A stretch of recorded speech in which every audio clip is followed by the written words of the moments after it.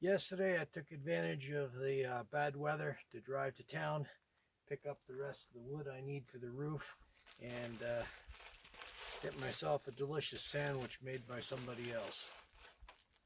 These boards are still too fresh and wet, and Nevada desert's about as dry as it gets.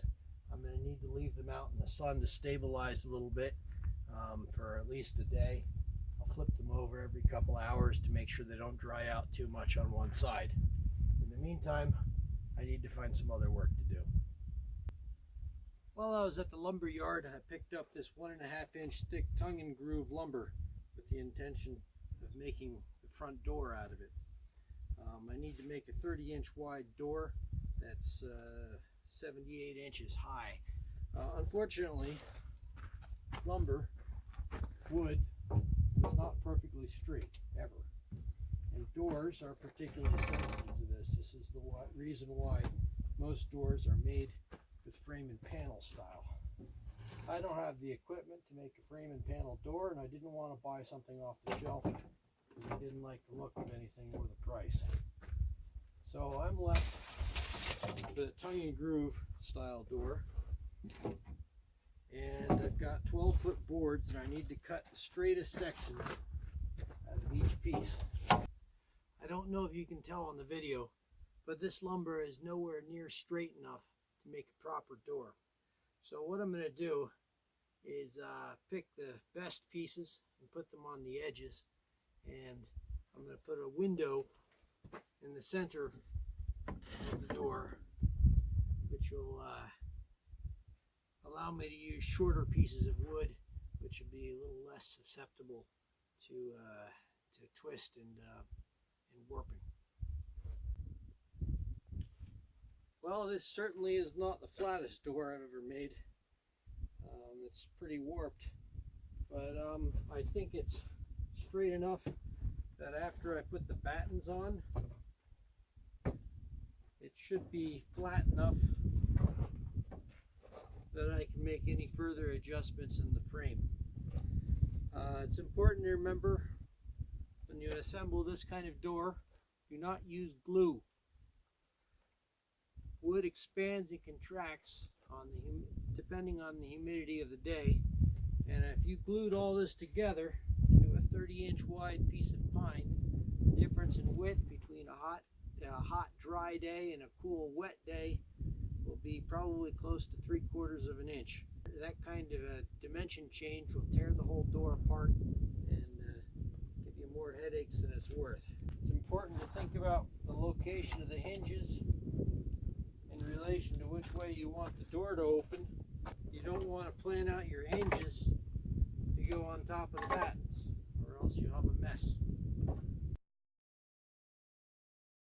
I need to modify some of this tongue and groove lumber. I don't really want to see this tongue sticking up. I use this as a batten here. So I'm going to take my hand plane and just strip that right off.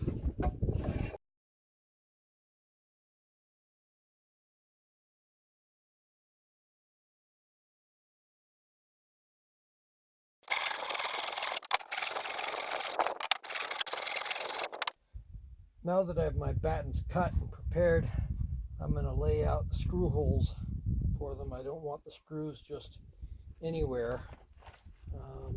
Looks best if they're put in evenly.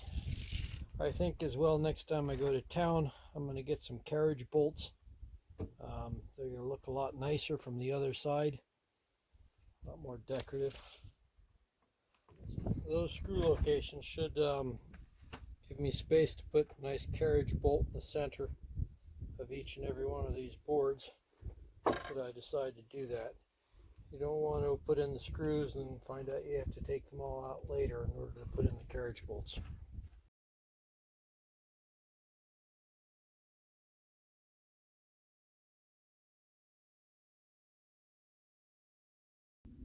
A door like this needs a diagonal, or else it will eventually shift out of square and end up sagging. The door came out straighter than I feared, but worse than I hoped for. I think it'll be okay. I'll just have to do a lot of fitting on the door frame. Still need to make the little port window here. Put some carriage bolts on the outside to dress it up a little bit. Handle. I think I'll throw a coat of polyurethane and stain on it too, just to keep it more stable.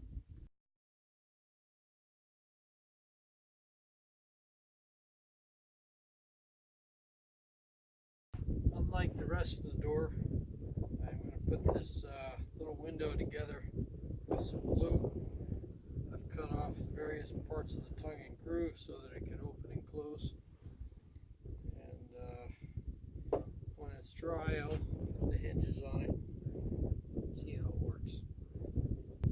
I'm going to set up some weights on this door, put it under torsion, leave it overnight, see if that helps twist it back into shape.